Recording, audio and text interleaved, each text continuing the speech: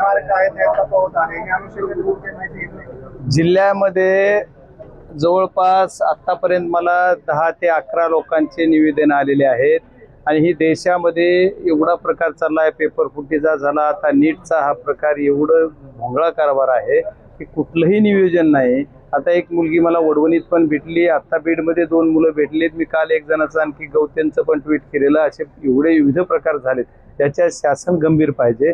पहिल्या प्रकारासाठी शासनाला राजीनामा द्यावा. प्रधान जे मंत्री आहेत आमचे चैतन्य, त्याच्यामुळं आंदोलन केलं तर आंदोलनकर्त्याला उचलून नेलं. की बाब कितपत लोकशाहीला शोभणारी आहे मला माहीत नाही. आता एक प्रकार होतो का नाही, आमच्याकडे नीटमध्ये बीड जिल्ह्याच्या काही पोरांचे किंवा काही पालकांचे संबंध त्या लातूरवाल्यांशी पुण्यावाल्यांशी जोडून तिथं सुद्धा आमचा संबंध आला. म्हणजे बीड जिल्हाच नसला तरी पण देशाचा विषय, हे देशाच्या पातळीवर हे विषय निर्णय लागला पाहिजे. याच्यासाठी आवाज येणाऱ्या आता उद्याचा अधिवेशन निघालोय तिथं मी 100% उचलणार.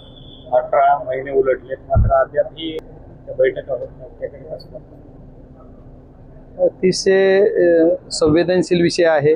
बीड जिल्ह्याच्या विकासासाठी नियोजन समिती असते, त्याची नियोजन समितीची बैठक वेळेवर भरायला पाहिजे. आणि ती मला वाटतं काल का काय होणार होती शनिवारीच, एक खाजगीतला विषय होता, पण ती का पोस्टपोन झाली हे काय मला आणखी कळालं नाही. पण खाजगीतलं जरी बोलायचं म्हणलं, पारदादांची काहीतरी साखरपुडा वगैरे आहे, त्याच्यात गडबडीमध्ये असल्यामुळे एखाद्या वेळेस राहील असं म्हणतात. पण लवकरात लवकर पालकमंत्री ही बैठक घेतील अशी मला अपेक्षा आहे. सभागृहामध्ये तुम्ही रेल्वेचा प्रश्न बरोबर नीटचा प्रश्न देखील उपस्थित करणार आहे. नीटचा करणार, रेल्वेचा आता काय करायचं राहिले. रेल्वेचं जेवढं तुमची अपेक्षा आहे तेवढं पूर्ण करायचा प्रयत्न करतोय. दुसरी रेल्वे बी आणणार आहे, तुम्ही चिंता करू नका.